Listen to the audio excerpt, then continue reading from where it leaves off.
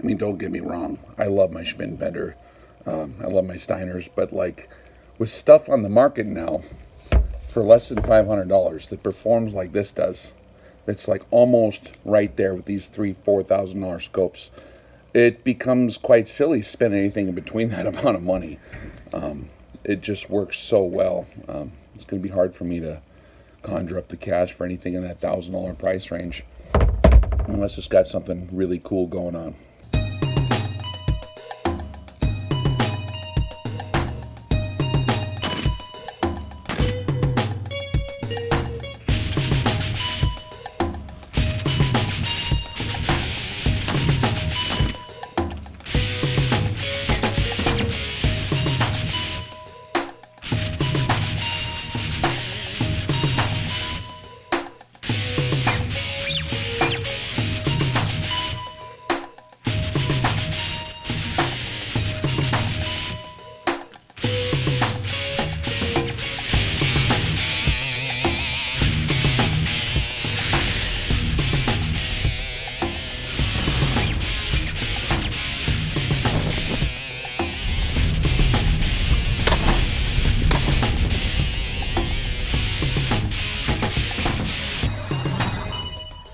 Howdy guys, Rex here. So basically what we noticed right off the bat is there's hardly a discernible practical difference between the Steiner M7, the Schmidt Bender, and the Arken.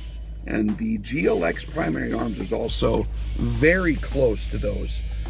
They were all significantly more clear than the fixed power SWFA scope was. But they all performed very well in these twilight conditions. These modern scopes are really doing well. And the gap between your super expensive stuff made in Germany and the not so expensive stuff made in Asia has closed tremendously in the last few years, as proven by the Arken SH-4 GenII and the GLX series. They both did very well, almost undiscernible difference.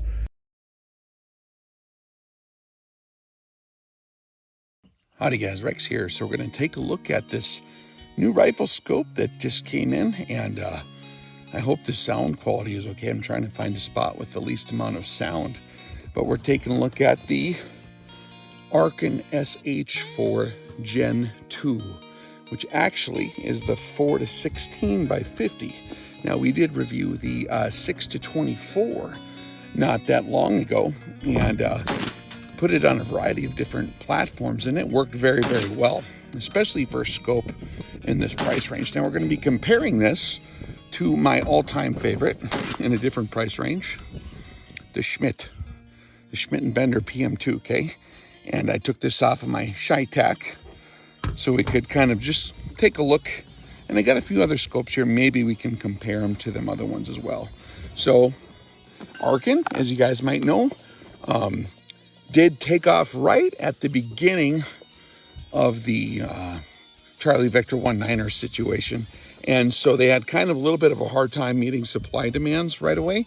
But now I did hear that these things are actually like in stock, or like only a week or two out or something like that. So you can actually get them now, and their production is actually ramping up to almost like 100%. So that's good. So you should be able to get one of these deals if you order one now, okay? So we have your warranty and your precision tracking guarantee, which when we tested the 6-24 and the EP series, everything that I've tested from Arken was really good. The last SH-4 GenII I checked in terms of precision tracking graduation was like under 0.5% error, almost undiscernible in any error. So it was very, very accurate. HD glass front focal plane reticle, which means your reticle stays proportional to the target as you magnify in or out, okay? Zero stop, that means when you turn back down, when you're dialing up to shoot like long range, right? You dial back down, it'll actually mechanically bottom out so you don't get lost in where you're at. Otherwise, you might spin past it, and that's a common deal that happens if you don't have a zero stop, okay? 50 BMG rated. I actually verified that on a M82, okay? And waterproof, okay? So we'll take a look here. Here's how she comes, at least for me. Normally when you get them, I think they're like in a plastic bag. I was playing with it earlier, okay? I'll admit. So we got the foam. We do have a Allen wrench deal for adjustments. We have, I don't know what this is. Oh, a lens cloth, so you don't have to use walrus underwear or something like that. That's what I use.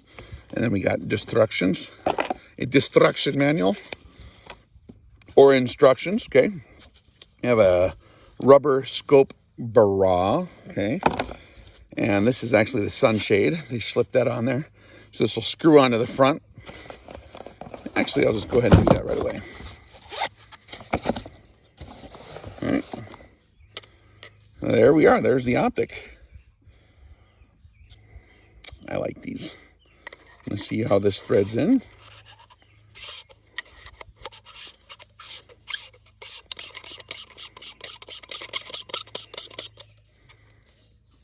Nice.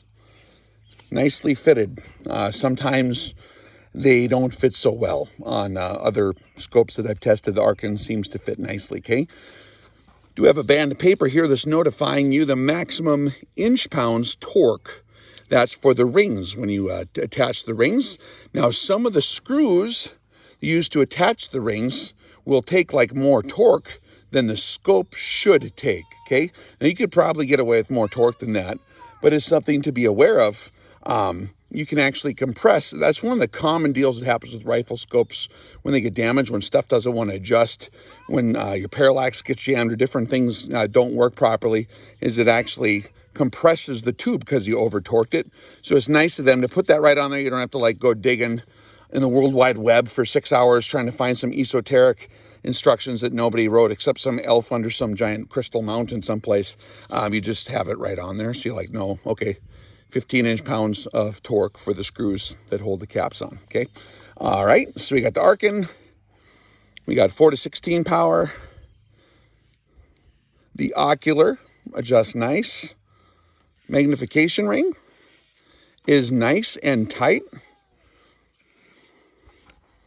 Feels nice and smooth. And here we have the turrets, okay? And we have the 0 is marked very clearly. Oh, wow. These things are really, really nice quality. For the price, it's like unbelievable, actually. We come down to 0, okay? So when you spin through here, you can see each revolution easily. I'm going to dial index 1, 2, and then you hit 8, 9, 10. The numbers repeat up here. So we're at 10 mils, 11, 12, 13, 14. Well, it just keeps going. Okay. And so you can see the marks here, which indicate how much travel you've come up with the scope, which is nice to see where you're at. Now, the way you would do this, and we'll do a whole series. I plan on doing a series on like how to manage optics in general, because that's something that you, even after like 35 years shooting experience, there's a lot of stuff that you learn along the way. In terms of how to get the most out of your optics. So we're going to do a series on that. But this one has a very, very nice 0 stop. I don't know if you can see the screw right there. Okay. You had an Allen wrench here someplace. Basically, once you slip the scales, you loosen that little screw, and this little screw, and you slip this past the turrets once the gun's zeroed to 0. Slipping the scales to 0, right? And then you want to set the 0 stop so you can't come down anymore. When you're coming back down, it'll actually bottom out around there. So you just turn this screw until it bottoms out and is set. A lot of scopes are like confusing. You have to like actually take this deal apart, look at it, become an engineer for a minute, figure out which deals you got to turn. Sometimes there's other stuff you got to loosen up on the inside and you got to index it. There's a little Pac-Man that flips back and forth, all kinds of stuff. Like this one actually, the Schmidt Bender, is a real tricky bugger if you're not used to them, because they're very different. And all scopes have different systems, but I like the inherent simplicity of just you tighten the screw and that's it. That's pretty smart, okay? Then we have our parallax adjustment here, okay? Goes from infinity and comes down to 25, which is nice. And we'll talk more in the scope management video about what these markings mean. For your parallax adjustments, we have illumination, okay? And we have, it turns off in between each illumination setting. So like if you want to be on 6, and then you can just turn it off any way, any direction, any click. So in between each number, it's nice so you don't have to like go all the way back down to 0, right? Pretty slick. And we have our windage here. I'm going to take a look at the reticle. Now I'm aiming like almost directly towards the sun at sunset. If you can't tell from my squinting, it's bright. So we'll see how this thing, okay, this is actually really nice glass. First time I've looked through this particular one, the Gen 2, 4-16, I'm going right under the sun. Okay, the lake is reflecting the sunlight. It's so bright. It's not, I don't have any washout of the reticle. I have no glare. Whatever coatings they have is really nice. Like normally when you point in the direction of the sun with an optic like this, it washes out. Now, oh, okay. I had the sun in view there. There was no washout even with the sun in view. So the glass is actually a lot nicer than what I expected in terms of that. And we have a nice fine reticle. I'll get a picture of it here for you guys. And I'm on 4 power. So at 4 power, still visible. We have a slightly heavier center aiming point that brackets the very center dot. It looks like a center dot, so you can actually see your aiming point there. I'm gonna crank it up to 10, which is typically what I run on a lot of my precision rigs. Okay, we got 4 little crosses surrounding the center aiming dot, and they're a little bit thicker. And then we have subtensions vertically coming down to 12 mils, all marked. And then they go out to the sides like a tree-style reticle deal. And then off the center aiming point, horizontally, you have it marked all the way to 8 mils. And we do have a few mils, 1, 2, 3, 4, 5 mils upward. So if you do a reverse image 0 or some of your black magic stuff, you can still run it like that. I'm going to crank it all the way up to 16 power. Okay, so cranked all the way up on 16 power. It's still a very nice, sharp, clear reticle. It's not getting crowded. It's not getting too big. It's still a fine aiming point. Now, I remember on the other model I played with, I was shooting staples in half at 100 yards that were in the paper, and you could actually subdivide the staple with the aiming point. So it was a really, that was with the Steiner. That rifle is like stupid accurate. But it's actually where my other Arken is right now, Steiner SSG08A1. Yeah, so that's a totally usable reticle even at max power at 16. And 16 is like more power than you'd ever need for most applications. Hello. Yep, so that's pretty fun. So I think like all in all, these optics are incredible for the money. Now, if you go down the line at the sporting goods store of all the different rifle scopes they have there, and you feel this, the way everything moves, the way everything works, bye-bye. The way everything works, the way everything moves, the way everything clicks, okay? It's like really nice quality. So for comparison, I just have a Schmidt here, okay? So you guys know I'm not lying to you. Let's listen to the Arken first. Guys like those tactile, audible turret clicks. So if you're running in the dark, or, you know, if you're wearing gloves, or if there's different, you can feel it and hear it.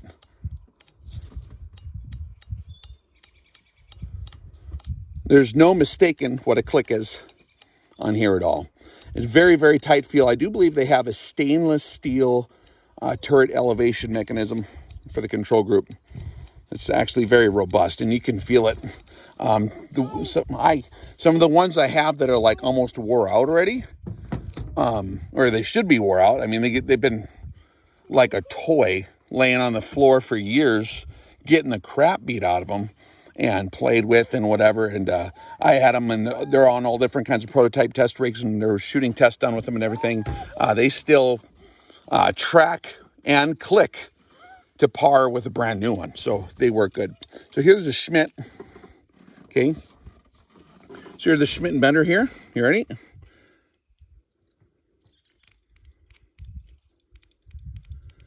Now the clicks are a lot closer together. They're not as tactile or audible.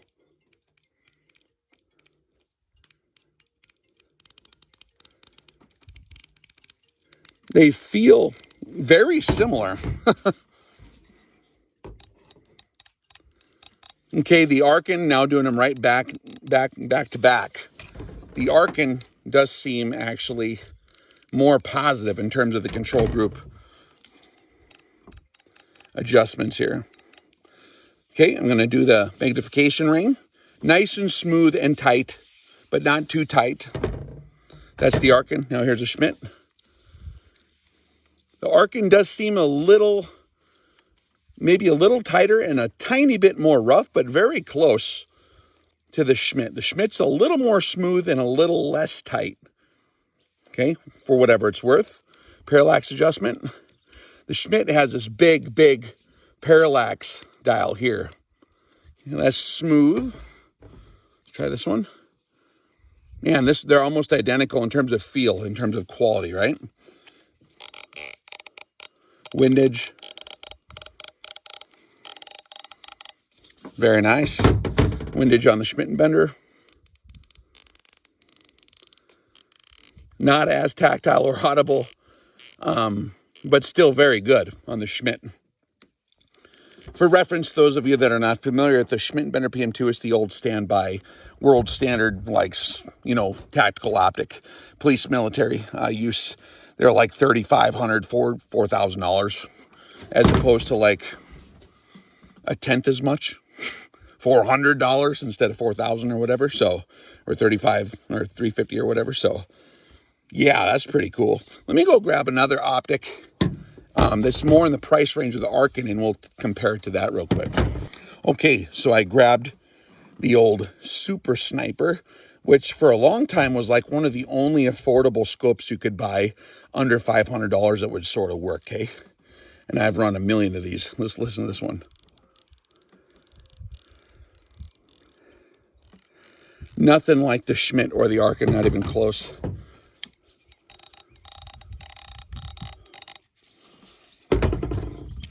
And what we're doing here is getting a feel for general quality of the control group mechanisms. Of course, you can have a real nice sounding turret that's not accurate at all. At our classes, these Super Snipers typically actually work very well. They're pretty reliable for the most part. The straight fixed, this is a fixed 10. Actually, I think this is a fixed 16. It came off of 50. But they work fine. They don't have a zero stop on them. The Arken actually does for just a little bit more money. The turrets aren't near as nice. This one is fixed power. It's not variable. The Parallax is back here. They work fine, but man, like in terms of quality upgrade, these things are incredibly hard to beat. In that price range, there's like day and night kind of deal, right? The tracking, graduation, precision we typically see on the on the SWFA Super Snipers is around 1 to 1.5% error.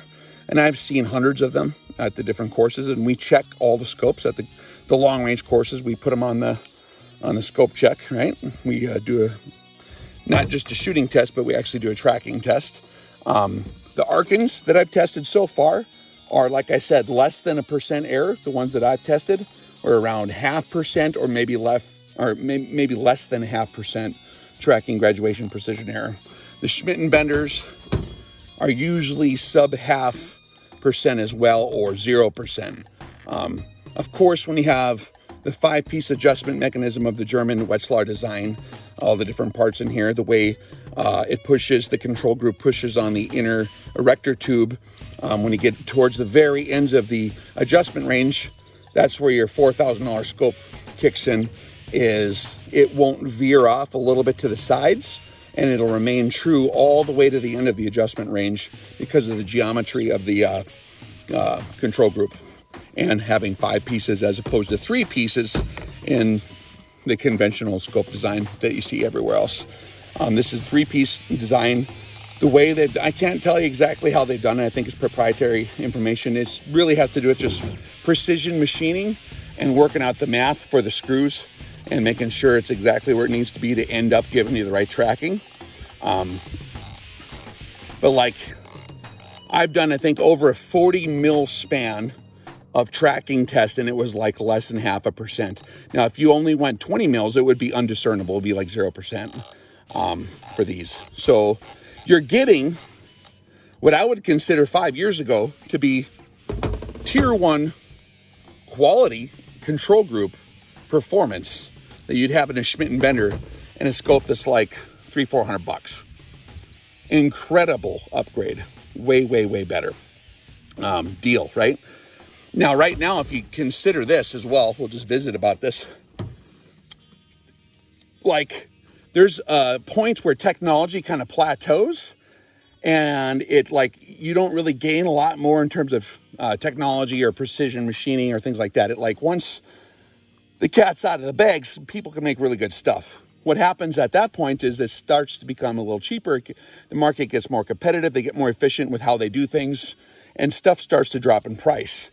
And there's a spot where it kind of flattens out there. We have now just kind of hit that spot where there's a couple scopes on the market that are really, really affordable that perform like these old $3,000 scopes almost. Not exactly. Now, the glass in the Schmidt Bender is like going to be very hard to beat. Like, it's definitely an upgrade in glass. You won't really see that unless it's kind of dusk or dark, usually, okay? Then you'll notice the Schmidt Bender glass. Actually, let me try this. I'm going to look towards the sun with the Schmidt like we did a minute ago. I can't see anything. Scope cap. I'm actually getting a little hazy. I'm getting hazy when I get towards the sun here. I'm about 5 to 10 degrees off of the sun looking across the lake and where it's shining on the water. And it's definitely hazing out the image as opposed to when I look over here, it got pretty clear. Let me do a direct comparison with the Arken, okay? It's the first side-by-side glass comparison I've done. Not hazy. I'm gonna come back towards the sun here. Surprisingly very clear. Okay, and then I hit the actual light coming right off the water, the polarized sunlight. You know, when the light, electromagnetic radiation goes up and down and this way too, right? When it's coming at you, and when it hits water, it all flattens out and comes at you in an angle. In the same angle, it can be very, very intense to the eyeball. But I'm looking like almost directly towards the sun here, and it's actually very clear. Very, very, very clear. And I don't got, there's a tiny bit of illumination on the reticle itself, but the glass is just super clear. Back to the Schmidt. Same exact spot. It's clouding up with the Schmidt. I'm surprised, man. What the heck? Okay, so here's the old Super Sniper. Same test here. I'm gonna burn my eyes out of my head doing this. Okay, I'm getting glaring, like where it's washing out the image complete, like a big ball of light here and there. Okay, totally glared out there. I'm in the same vicinity. I can't. It's 50 to 60% of the time it's completely washed out with the Super Sniper. So the Arken has actually very, very, very good coatings on the lenses, very good glass, and it performs great. That's usually something that I don't like to have, is when the image washes out, because a lot of times, you know, especially when this time of the day, 50% of the time I'm going to be shooting in that direction. 50% maybe in that direction statistically, right?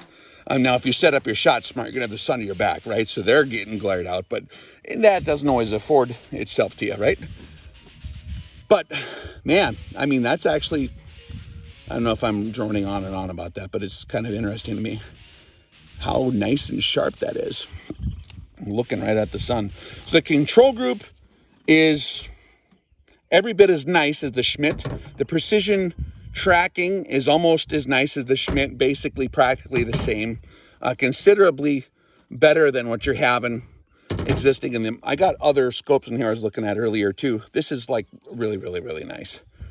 It's one of the first scopes in this price range I've ever been excited to tell you guys about. Like, I've been waiting for a long time for this. I knew that eventually the market pressure would have enough push to make this deal happen. So check it out. If you haven't seen one yet, I got quite a few of them now. They work good. I've used them on big recoiling stuff, semi-autos, 50s, whatever, you know, bolt action rifles. The one I have now is on like a $10,000 like setup, like, just to say, like, man, it works good. It works good enough to put on a rifle like that.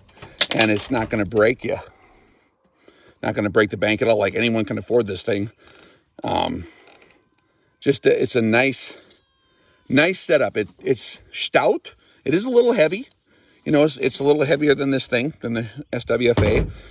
But I like that. I mean, that's indicative of quality. For a dedicated precision rifle that's, you know, going to be your #1 long-range precision rifle, man, that's a good way to go.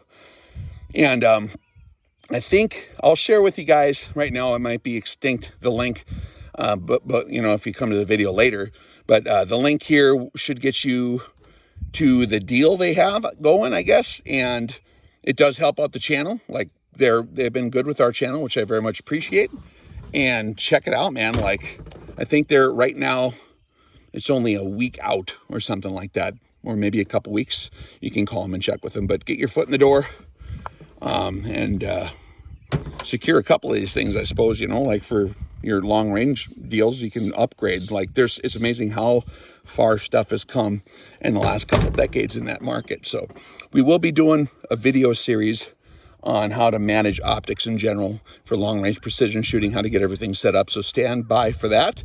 We're going to do a lot more side-by-sides of different options in the different price ranges and what we think is best for different applications. Like, this is awesome. I never get rid of the Schmidt for what I'm using it for the ShyTac. I still use these. So every different deal has its place, but man, this really has its place in the home of a guy that's trying not to go broke and still have really good all-around quality. All right, hopefully that was helpful to you guys, and we'll catch you later. Thanks.